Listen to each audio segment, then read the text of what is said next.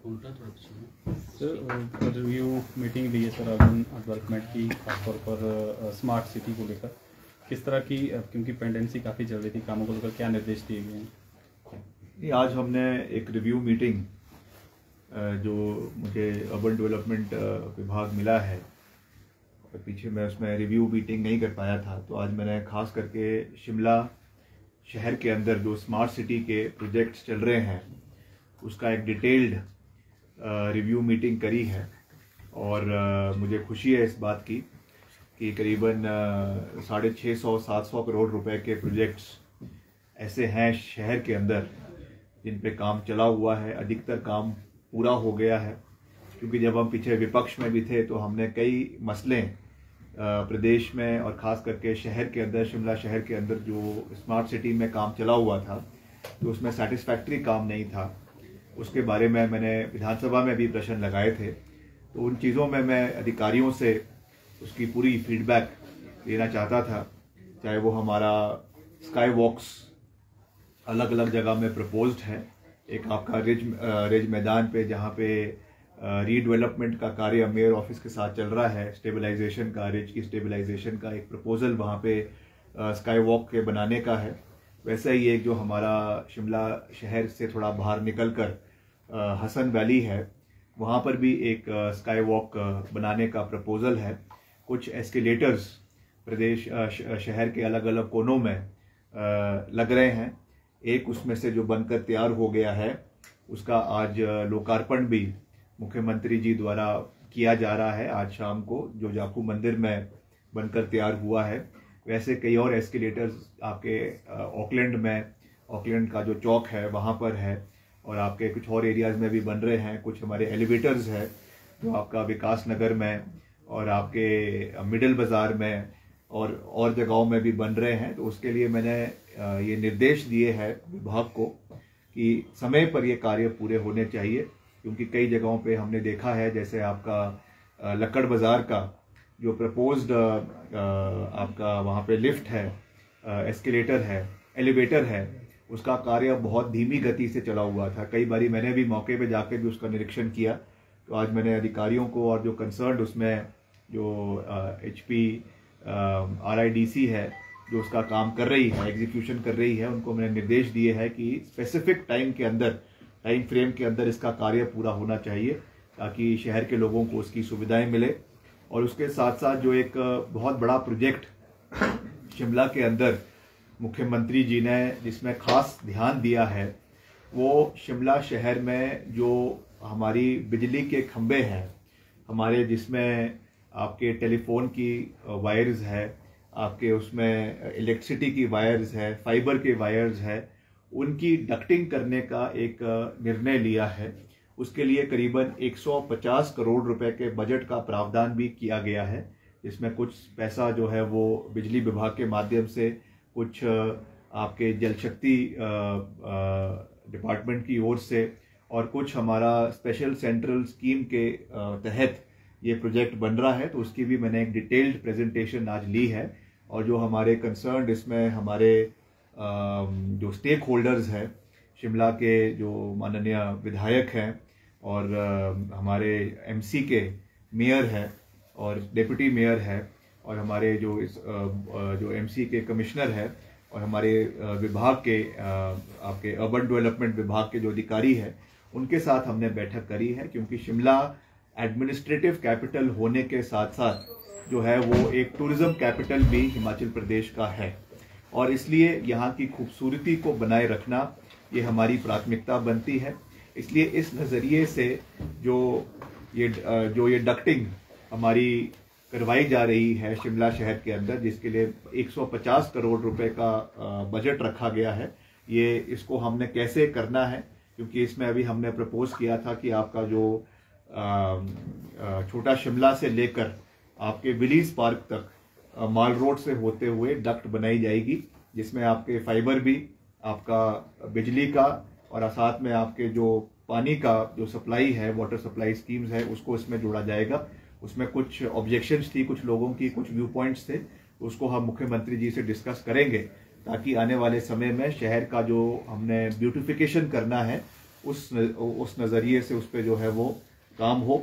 इसके साथ जो मेजर प्रोजेक्ट हमारे चल रहे हैं, 45 करोड़ रुपए का जो आपकी पार्किंग ये आईजीएमसी के में बन रही है, आईजीएमसी के साथ बन रही है, वो भी स्मार्ट सिटी के माध्यम से उसके लिए पैसा गया है हमारे विभाग से। उसका भी हमने निरीक्षण किया है और उसको समय पर उसका कार्य पूरा हो इसके लिए प्रयास कर रहे हैं।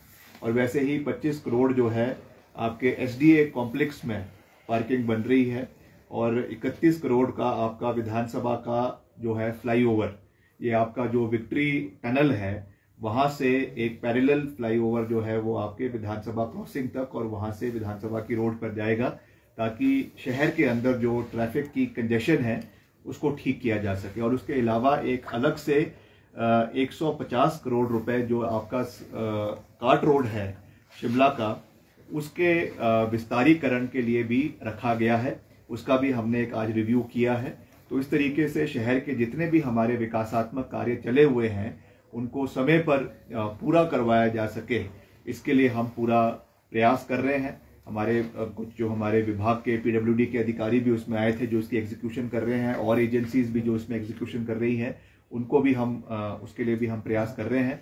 और साथ ही साथ पिछली कल कैबिनेट में एक बहुत ही महत्वपूर्ण निर्णय लिया गया है, खास करके शिमला शहर के लिए, जो हमारा 1200 करोड़ रुपए का world bank funded drinking water supply scheme है, जिसमें 24 घंटे प्रेशराइज्ड पानी शहर के लोगों को मिलेगा। और जो हमारा ग्रेटर शिमला एरिया है, एक तो आपका शहर है जो आपका एमसी लिमिट्स है, उसके अलावा जो पेरिफेरियल एरियाज है, मर्ज्ड एरियाज है, वहां पर भी इसको जो है हाई प्रेशराइज्ड वाटर जो है वो दिलवाया जाएगा। उसका जो पहला चरण है, फेज 1 है, उसका कार्य ऑलरेडी चला हुआ है, जिसमें करीबन 300-350 करोड़ रुपए के प्रोजेक्ट से आपके कोल डैम से सतलुज से पानी उठाकर उसको शिमला शहर में लाया जाएगा। और पिछले कल जो कैबिनेट ने स्वीकृति दी है, करीबन 850 करोड़ रुपए की लागत से शिमला शहर में पानी के डिस्ट्रीब्यूशन का कार्य जो है वो अवार्ड किया जाएगा, जिसमें हाई प्रेशराइज्ड और साथ ही साथ आपका सैनिटाइज्ड पानी, फिल्टर्ड पानी आपको नलकों में प्रावधान होगा। तो उससे आने वाले कम से कम 20 से 25 सालों की जो पीने की पानी की समस्या शिमला शहर की है उसका रुझान होगा। ये प्रोजेक्ट हमारी जब पूर्व सरकार थी कांग्रेस पार्टी की, वीरभद्र सिंह जी मुख्यमंत्री थे, उस समय इस प्रोजेक्ट को कंसीव किया गया था और उसमें अब आगे चलता रहा। बीच में भाजपा की सरकार भी आई। अब वर्तमान सरकार में फिर से इस प्रोजेक्ट को पूरी मजबूती से आगे ले जाने का प्रयास किया जा रहा है। तो मैं समझता हूं कि ये एक बहुत बड़ा प्रोजेक्ट, जैसा मैंने कहा कि करीबन 1200 करोड़ रुपए का प्रोजेक्ट है, जिसके 800 करोड़ रुपए की सेकंड फेज की स्वीकृति पिछले कल कैबिनेट में हमारे विभाग को जो है अर्बन डेवलपमेंट विभाग को मिल गई है। और इसको भी हम आने वाले समय में टाइमली शिमला शहर के अंदर इम्प्लीमेंट करने का प्रयास करेंगे। उसके लिए भी मैंने जो हमारे माननीय विधायक हैं शिमला शहर के, उनके साथ भी, मेयर शिमला शहर के उनके साथ भी, और जो भी जो इसमें स्टेक होल्डर्स हैं उनके साथ इसमें चर्चा करी है, ताकि इसमें अगर उनके कोई ऑब्जेक्शंस है या उनके कोई सुझाव है उसको भी हम उसमें इम्प्लीमेंट करें। क्योंकि जब इतना बड़ा प्रोजेक्ट लगेगा तो निश्चित तौर से कुछ ना कुछ उसमें प्रॉब्लम्स भी आ सकती है, कुछ ना कुछ उसमें समस्या भी आ सकती है। तो our endeavour and our effort will be to take everybody on board. जो भी इसमें स्टेक होल्डर्स हैं उनके विचारों को सुने, उनकी बातों को सुने, ताकि जब भी ये प्रोजेक्ट बनेगा इससे शिमला शहर के लोगों को भी और जो हमारे टूरिस्ट भी शहर में आते हैं उनको भी इसका भरपूर फायदा आने वाले समय में मिल सके। सर, लोकसभा चुनाव को लेकर सुगबुगाहट शुरू हो गई है। बीजेपी ने दूसरी लिस्ट भी जारी कर दी है।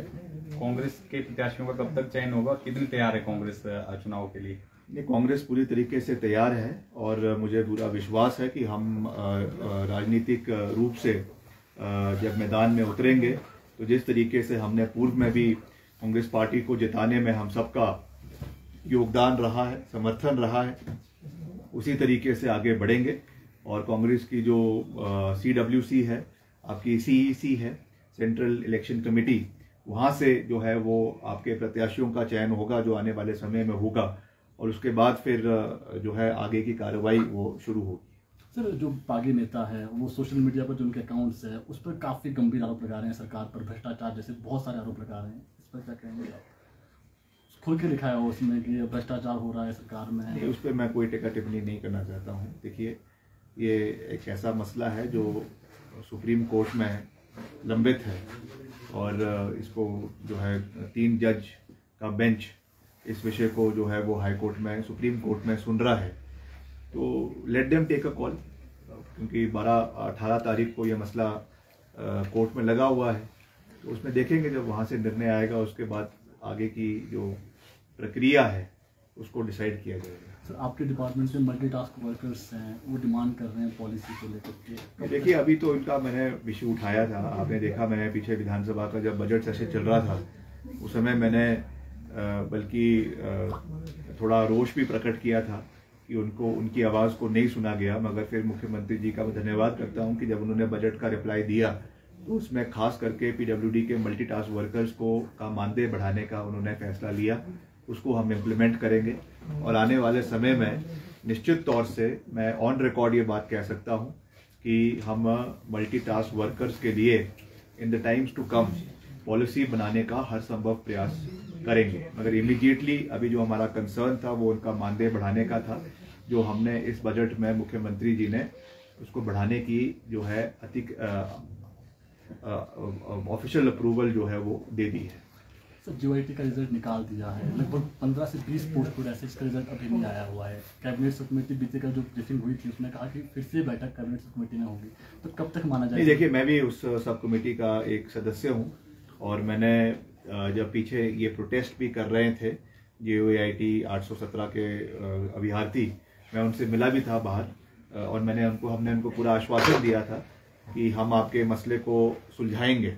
और कैबिनेट सब कमेटी की बैठक में हमने भी इस विषय को पूरी मजबूती से रखा। तो उप मुख्यमंत्री जी की अध्यक्षता में ये बैठक करवाई गई थी और वहाँ पर हमने ये फैसला लिया कि इसको हम चरणबद्ध तरीके में करेंगे। First priority was post code 817, जिसके ऊपर फैसला लिया गया। सबने ये रखा गया कि जो हमारे 7 पोस्टें हैं उनको खाली रखा जाएगा। उसके अलावा इसकी रिक्रूटमेंट की प्रोसेस को शुरू किया जाएगा और वही फिर कैबिनेट में लेकर गए और अब उसका जो रिक्रूटमेंट का प्रोसेस है उसको जो है वो आपके हिमाचल प्रदेश का जो नया बोर्ड बना है, राज्य चयन आयोग है, उसके माध्यम से इसकी भर्ती की प्रक्रिया को शुरू कर दिया गया है। मगर उसमें ये भी कंडीशन रखी गई है कि इन्वेस्टिगेशन ऑनगोइंग है। अगर कोई भी अभ्यर्थी इसमें आने वाले समय में इन्वेस्टिगेशन में संलिप्त पाया जाता है तो उसकी अगर उनको नौकरी मिलती है तो उसको जो है वो विड्रॉ किया जाएगा और जो भी बेनिफिट्स उनको मिल रहे हैं सरकार की ओर से, सैलरी या उसमें डियरनेस अलाउंस या जो भी है, उसको जो है वो वापस लिया जाएगा। इसके लिए एक कंडीशनल एफिडेविट वो भी इनके अभ्यर्थियों के से लिया जाएगा। और बाकी जो और भी है पोस्ट कोड, उनको भी चरणबद्ध तरीके से in the times to come, जब भी इसकी अगली बैठक होगी सब कमेटी की, तो उसमें हम एक एक करके हर पोस्ट कोड के ऊपर चर्चा करेंगे और उनको पूरा करने का हर संभव प्रयास करेंगे। सर, 1500 की गारंटी को भी पक्ष चुनावी स्टंट बता रहा है, इस तरह के नहीं, हमने तो अपनी बात को रखा है। जो चीजें मुद्दे थे, जो चुनावी मुद्दे थे, उनको हम एक एक करके पूरा कर रहे हैं। चाहे वो ओपीएस है, चाहे वो आपका गोबर खरीदने की बात है, चाहे वो दूध की गारंटी है। हालांकि उसमें जो जितना हमने कहा था अभी उसमें थोड़ा सा कम है, मगर फिर भी चाहे वो भैंस का दूध है, चाहे गाय का दूध है, उसके लिए न्यूनतम रेट तय करना अपने आप में एक बहुत बड़ी बात है। हिमाचल प्रदेश पहला राज्य बना है जहां पर मिल्क पर जो है वो आपका मिनिमम सपोर्ट प्राइस दिया गया है। तो वैसे ही हर चीज को हम पूरा कर रहे हैं। जो 1500 रुपए की बात है उसको भी हमने, मुख्यमंत्री जी को मैं बधाई देना चाहता हूं कि उन्होंने इसको पूरा करने के लिए एक मजबूत कदम उठाया है और आने वाले समय में और भी जो हमने बातें कही है उनको चरणबद्ध तरीके से पूरा किया जाएगा।